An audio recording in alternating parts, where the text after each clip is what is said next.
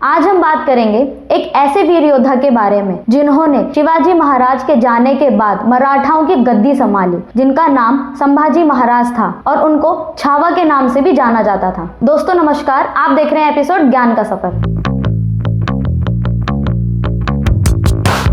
1680 रायगढ़ का आसमान शांत था, पर मराठों के दिल में तूफान उड़ रहा था। स्वराज के जनक छत्रपति शिवाजी महाराज अब नहीं रहे थे, पर सवाल ये नहीं था कि शिवाजी गए, सवाल था क्या स्वराज बच पाएगा? क्या ये एक राजा के जाने के साथ मिट जाएगा, या ये एक ऐसी आग साबित होगी जिसे कोई साम्राज्य बुझा ना सके? शिवाजी महाराज के जाने के बाद अब मराठा राज्य दो हिस्सों में बंट चुकी थी और जनता में ये सवाल उठ रहा था कि अब आगे कौन महाराजा बनेगा। पर दूसरी तरफ जनता को ये भी भरोसा था कि स्वराज्य का असली उत्तराधिकारी सिर्फ एक व्यक्ति ही है और वो और कोई नहीं, वो है छत्रपति संभाजी महाराज। 23 साल का युवा, पर साहस ऐसा समुद्र जितना गहरा। उनकी पहली घोषणा ये थी कि स्वराज की एक एक इंच भूमि की रक्षा करूंगा, और ये संकल्प लेने के बाद आने वाले 9 सालों में इतिहास बना दिया उन्होंने। औरंगजेब को लगा था कि शिवाजी के जाने के बाद मराठे टूट जाएंगे, पर अब सामने थे